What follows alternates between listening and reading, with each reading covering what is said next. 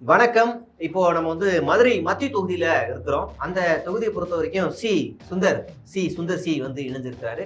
அப்புறம் தாவேக சார்பாக வேட்பாளர் இணைஞ்சிருக்காங்க. மதுரையில பல்வேறு பிரச்சனைகளை குறித்து அந்த இடத்துல கேட்க இருக்கிறோம். சார் வணக்கம். வணக்கம் சார். வணக்கம். மதுரை அப்படின்னு பொறுத்தவரை இந்த தென் மாவட்டங்களை பொறுத்த வரைக்கும் முக்கியமா அந்த சாதிய ஆணவ படுகொலைகள் அதிகமாவே நடந்துட்டு இருக்கு இல்லையா? அப்படி இருக்கும்போது நீங்க ஒருவேளை எம்எல்ஏ ஆயிட்டீங்க அப்படின்னா இதற்கு உங்களுடைய ஸ்டெப்லாம் எப்படி இருக்கும்? இதை தடுக்கிறதுக்கு என்ன மாதிரியான வழிவகைகள் செய்வீங்க? சரி, சிம்பிள் சார். இதை நான் இப்போ அரசியலுக்கு வந்திருக்கேன், அரசியலில் நிற்கிறேன், நான் இப்போ பேசுகிறேங்கிறத தாண்டி இதுக்கு முன்னாடி என் படத்துலேயே நான் விஷயத்த நான் சொல்லியிருக்கேன். என் படத்தில் பார்த்தீங்கன்னா ஒரு பொண்ணு மாற்று ஜாதியில் இருக்கிற ஒரு பையனை லவ் பண்ணுவாங்க சார். சரி. அது அவங்க அப்பாவுக்கு தெரிஞ்சிடும். சரி. தெரிஞ்சவொடனே இப்போ ஒரு ஆணவ படுகொலைன்னா என்ன, ஒரு பெண்ணை இன்னொருத்தவங்க கொலை பண்ணாலோ ஒரு ஆணை இன்னொருத்தவங்க கொலை பண்ணாலும் கொலை. இங்கே என்னன்னா அப்பா அவர் கொலை பண்ண மாட்டார் சார். விஷத்தை குடிச்சு நீனே செத்துருமா, என் கையால உன்னை கொல்ல முடியாது அப்படின்னு சொல்லுவாரு. அதையும் தாண்டி அந்த பணத்தை நாங்க எடுத்துட்டு போய் தோட்டத்துல புதைச்சிருவோம்.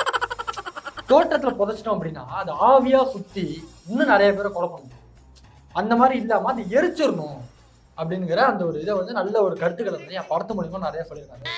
ஆணவ படுகொலைக்கு நான் இதுக்கு முன்னாடி இவ்வளவு பெரிய ஒரு ஸ்டாண்டை எடுத்திருக்கேன் அப்படின்னா ஆட்சிக்கு நாங்க வந்துட்டோம் அப்படின்னா அதுக்காக நான் எப்படி பண்ணுவோம்? ஆமா சார், அது நீங்க புதைச்சிங்கன்னாதான் அது ஆவியா சுத்தி இன்னும் நிறைய பேரை பண்ணணும்னு தூண்டும். எரிச்சிட்டோம்னா அது பிரச்சனை இல்லை.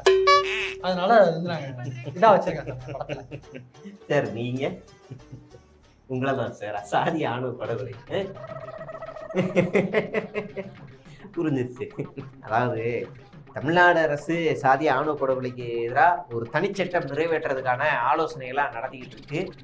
பல நடவடிக்கைகள் எடுத்துக்கிட்டு இருக்கு. எல்லா வேலைகளும் ஒரு பக்கம் நடந்துகிட்டு இருந்தாலும் இந்த மாதிரியான முட்டாள்கள்லாம் ஒரு பக்கம் சீரழிக்கிறதுக்கு வந்துக்கிறதா இருக்காங்க. அடுத்ததான் நம்ம பார்க்க போற கேள்வி என்ன அப்படின்னா வேலை வாய்ப்புகள். தென் மாவட்டங்கள்ல பல இளைஞர்கள் சென்னைக்கோ இல்லை மற்ற மாநிலங்களுக்கோ குறிப்பா டெல்லிக்கோ அப்படி காவல்துறை இந்த மாதிரி பெட்டாலியன் ஃபோர்ஸ் இப்படின்னு போயிடுறாங்க. உள்ளுக்குள்ளேயே வேலை வாய்ப்புகள் உருவாக்கப்பட்டிருக்கா, குறிப்பா பெண்களுக்குலாம் உருவாக்கப்பட்டிருக்கா, அப்படி உருவாக்கப்படுமா அப்படின்னு சீட்டை கேட்போம். சுந்தர் சி. கண்டிப்பா நாங்க ஆட்சிக்கு வந்துட்டோம் அப்படின்னா வேலை வாய்ப்பு கண்டிப்பா எந்த மாதிரி அக்னிபாத் அந்த மாதிரி சார். அதாவது இப்போ வேலை வாய்ப்புக்கு எல்லாரும் அவங்கவுங்க இஷ்டத்துக்கு ட்ரெஸ் போட்டு போறாங்க, அவங்கவுங்க பிடிச்ச ட்ரெஸ் எல்லாம் போட்டு போறாங்கல்ல. நம்ம வந்துட்டோம்னா ஃபுல்லா யூனிஃபார்ம் தான் சார். எப்படி இந்த அளவுக்கு சார், கரெக்டா இந்த அளவுக்கு ஒரு காவி டவுசர் கொடுத்துறோம் சார். அரை டவுசர் காவி டவுசர். ஆமா சார். சரி. மேல வெள்ளை சட்டை கொடுத்துறோம். சரி. டக்கின் பண்ணிடுறோம் சார். சரி. ஒரு பெல்ட் ஒன்று போட்டுறோம் சார். சரி. கையில ஒரு குச்சி ஒன்று கொடுத்துறோம் சார். இப்படி ஒரு பெல்ட் போட்டுறோம் சார். ஓகே. போட்டுட்டு அப்படியே பாதுகாப்பு வேலை வாய்ப்புகளை உருவாக்கி கவர்மெண்ட் ஜாபே கொடுத்துறோம். Okay, super sir. இது ஏற்கனவே நம்ம பிஜேபி நிறைய பண்ணிட்டு இருக்கோம். கூட்டணி கட்சியில அது தர்மத்தை காப்பாத்து. ஆமா சார், அது தர்மத்தை காப்பாத்து. ஆமா சார். அது மட்டும் தாண்டி சார் நம்ம 2011ல இருந்து 21 வரையும் நம்ம வேலை வாய்ப்புகளே இல்ல, கம்மி இல்ல, வேலை வாய்ப்புகளே இல்ல. தமிழ்நாட்டுல நாசமா போச்சு அந்த வருஷம். அதுக்கு அடுத்து 5 வருஷத்துல சூப்பரா ஏறி அதான் இதெல்லாம் மூளையே இல்ல சார். 5 வருஷத்துல இவ்வளவு வேலை வாய்ப்பு கொடுத்துருக்காங்க. இவ்வளவு வேலை வாய்ப்பு கொடுத்தா என்ன பண்ண முடியும்? ஆமா, கரெக்ட் தானே. அதனால நீங்க கொஞ்சம் குறைச்சு கொடுப்பீங்க. இல்ல சார், நான் கரெக்டான லெவல்ல கொடுப்பேன். சூப்பர். நீங்க வேலை வாய்ப்புகள் எங்க வேலை வாய்ப்பெல்லாம் ஒரு முக்கியமே இல்லைங்க. எங்க பொதுச்செயலாளர் சொல்லிக்கிறாரு, என்ன சொல்லிக்கிறாரு, வேலை வாய்ப்பெல்லாம் ஒண்ணுமே முக்கியமே இல்லை. எங்க தளபதியை பார்க்கணுன்றதுக்காக ஓனர் லீவு தரல, போனஸ் தரலன்னா லீவை போய் வேலையை விட்டு பாப்பாங்கோ. அதனால வேலையில எங்க தளபதி மாசத்துல 6 நாள் தான் வேலைக்கு போவாரு. ஓகே. அதாவது வேலை வாய்ப்புகளை பொறுத்த வரைக்கும் ஐடி பினாக்கில் வேலை வாய்ப்புகள் மதுரையில் ஏற்படுத்த கொடுத்துருக்காங்க. அதில் பினாக்கில் பார்த்தீங்கன்னா 1500 பேர் மற்றும் ஹெச்இஎல்ல 1000 பேர் நிறுவனங்கள் மூலிமா மதுரையில் நேரடி வேலை வாய்ப்புகள் நடத்தப்பட்டிருக்கு. பெண்கள் விடுதியை பொறுத்த வரைக்கும் ஐடி துறையில் பணிபுரியும் 1200 பெண்களுக்காக வடபழஞ்சி எல்காட் வளாகத்தில் 14 ஏக்கர் பிரம்மாண்ட விடுதி வளாகம் அமைக்கப்பட்டிருக்கு. இன்னும் அதில் ஏராளமான வேலை வாய்ப்புகள் மதுரையில் உருவாக்கப்பட்டிருக்கு. யாருனாலனா சிட்டிங் எம்எல்ஏ திரு பிடிஆர்னால வேலை வாய்ப்புகளை இல்லைன்னு சொன்ன சி அப்படின்னு சொல்லிருக்காரு.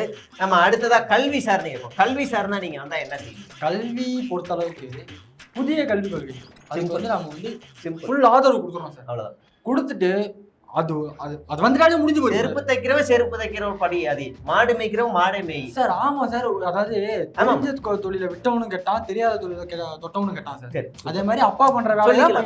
சரி, நீங்க கல்விக்கு என்ன ஏங்க ஒரு மனுஷனுக்கு கல்வி முக்கியங்கிறதே கிடையாதுங்க. எங்க தலைவரே டிராப் அவுட் தான். ஆனா தமிழ்நாடு கொண்டாடுது பாத்தீங்களா? அதாவது கல்வியை பொறுத்த வரைக்கும் மதுரையில் என்ன நடந்திருக்கு அப்படின்னா, காலை உணவு திட்டம் மதுரைக்குட்பட்ட 28 மாநகராட்சி பள்ளிகளில் 10 மற்றும் 12ஆம் வகுப்பு வரை பயிலும் மாணவர்களுக்கு காலை உணவு திட்டம் கிடைப்பதற்கான வழிவகை செய்யப்பட்டது நம்மளுடைய தற்போதைய அமைச்சர் பிடிஆர் அவருடைய முயற்சினால தான். ஆனால் திமுகவுடைய தேர்தல் வாக்குறுதியில் 8ஆம் வகுப்பு வரை நீடிக்கப்படும்னு சொல்லி இப்போ தேர்தல் வாக்குறுதியில் கொடுத்துருக்குறாங்க.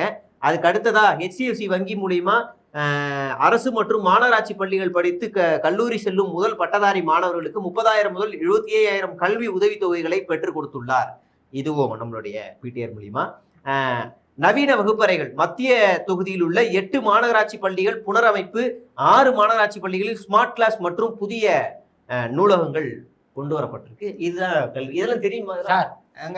இதெல்லாம் தேவையில்ல சார். படிக்கிற பிள்ளைங்க எப்படி இருந்தாலும் படிக்கும் சார். சரி, அதனால இதெல்லாம் சும்மா பிரச்சனை இல்லை. சரி, இப்ப இந்த பெண்கள் பாதுகாப்பை பொறுத்த வரைக்கும் பெண்கள் பாதுகாப்புக்கு நீங்க என்ன மாதிரியான வழிவகை செய்ய போறீங்க சார்? பெண்கள் பாதுகாப்பு பொறுத்த அளவுக்கு நம்ம இதுக்கு முன்னாடி எப்படி இருந்துச்சு தெரியாது சார். என் படத்தை பார்த்தாலே தெரிஞ்சிருக்கும் உங்களுக்கு பெண்கள் பாதுகாப்பு எந்த அளவுக்கு இருக்குன்ட்டு. அதாவது என் படத்துல பேய கூட கிளாமரா தான் சார். சூப்பர். இவ்வளவுதான் டவுசர் இருக்கும். ஃபர்ஸ்ட் ஒரு 1/2 டவுசர் சொன்னாங்க சார். அதோட கொஞ்சம் கம்மியா தான் சார் இருக்கும். சொந்த தங்கச்சி நல்லா ஆட வச்சு ஐட்டம் சார் வச்சிருக்காங்க. அதனால பெண்கள் பாத்துருக்கேன் சார். அதனால அது பிரச்சனை இல்லை சார். பெண்கள் பாதுகாப்புல நீங்க எங்க தளபதி ஐட்டம் சாங் எல்லாம் ஆடுவாரு. புதுசா வந்த பாட்டுல கூட பாத்தீங்களா?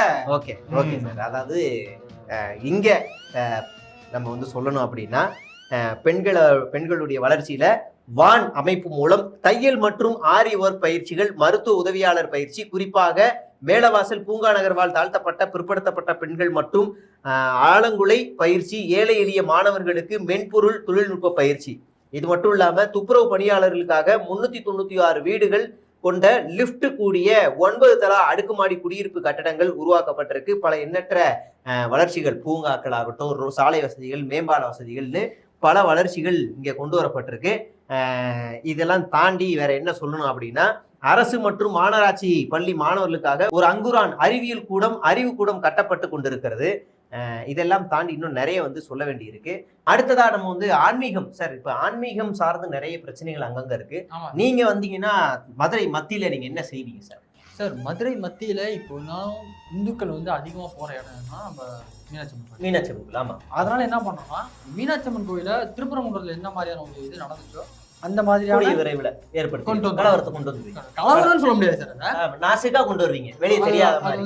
இப்ப எப்படி அழகர் ஆத்துல இருந்து அங்க இருந்து இறங்கி வரும்போது கடைசியா ஒரு இஸ்லாமியரோட பெண் வீட்டுல போயிட்டு வருவாப்ல, அது எப்படி போலாம் நீ இது பண்ணிட்டாங்கன்னு கிளப்பி விட்டு இந்து முஸ்லீமுக்கு கொண்டு வந்து அது கொஞ்சம் மறைமுகமா கொண்டு வருவீங்க. அது இங்க ஓபன் பண்ணணும். ஆமா, எடப்பாடியோட ஆட்சியில எடப்பாடி டம்மி, அதுல கீழே இருக்கிற ஒரு எம்எல்ஏ கேண்டிடேட்டா இருக்கும் சுந்தர்சி என்ன பவரான ஆளா அப்படின்னு கேட்டா அவரு ஒரு டம்மி தான். அதனால அது வந்து பெரிய விஷயம் இல்ல. நீங்க ஆன்மீகம் சார்ந்து என்ன செய்யுங்க? தளபதி நேற்று பாத்தீங்களா, முட்டி போட்டு வேண்டிக்கிட்டே போனாரு. அதே மாதிரி ஒரு இந்து கோயில போய் ஒரு சீனை போடுவான், அப்புறம் ஒரு தர்கால போய் ஒரு சீனை போடுவோம். இது மாதிரி வீடு வீடா போனாலே போதும். ரோட் ஷோ தளபதி கோயிலுக்கு போனாலே சீன் போட்டு ஓட்டு வந்துரும். சரி, அதாவது இங்க ஆன்மீகம் சார்ந்து நமக்கு முக்கியமானது என்னன்னா, மீனாட்சி அம்மன் கோவில் தீ விபத்து பிறகு கோவிலுக்கென அருகிலேயே ஒரு தீயணைப்பு மீட்பு பணிகள் நிலையம் திறந்து வைத்தது நமது பிடிஆர் அவர்கள். தீபத்துக்கு பிறகு நீண்ட காலம் பணி எதுவும் நடக்காமல் சேதமற்று கிடந்த வீரவசந்தராயர் மண்டபம் சீரமைப்பு பணிகள் நிறைவு, விரைவில் குடமுழுக்கும் நடக்க இருக்கிறது. அதாவது சமீபத்துல இந்த சேகர் பாபுவா அவரை பத்தி ஏதோ ஒருத்தர் சொன்னாரு, ராஜராஜ சோழனோட அதிகமான கோவில்களுக்கு குடமுழுக்கு செய்தவர் அப்படின்னு. அதனால இந்த ஆட்சி வந்து எந்த மதத்தை எப்படி பார்க்க வேண்டும், எப்படி அனுசரிக்க வேண்டும்னு தெரியுது. மதுரை மத்தியில எப்படிப்பட்ட முட்டா தற்கொலை முரட்டு தற்கொலையை வந்து நின்று நம்ம வந்து உயிரை தாலி அறுக்க போறாங்கன்னு தெரியும். மதுரையை பொறுத்த வரைக்கும் வைகை ஆத்த கடக்கிற பல பாலங்கள் இருக்குன்னா அதுல பல பாலங்களை போட்டது யாரு அப்படின்னா பிடிஆர் குடும்பத்தை சேர்ந்தவர்கள் தான். அதுல முக்கியமா திமுக தான் சொல்லணும். திமுக தான் வந்து பல பாலங்களை போட்டிருக்கு. அதை இடிச்ச பெருமை யாருக்கு அப்படின்னா அதிமுக தான். அதில் குறிப்பா செல்லூர் அவருக்கு தான் சொல்லியே ஆகணும். இப்படி பல விஷயங்களை மதுரை கட்டமைப்பு உருவாக்கினாலும் அதெல்லாம் சீரழிக்கிறதுக்காகவே சில பேர் வருவாங்க. சார், வாழ்த்துக்கள் சார், வாழ்த்துக்கள். தொடர்ந்து பேசுவோம். நன்றி.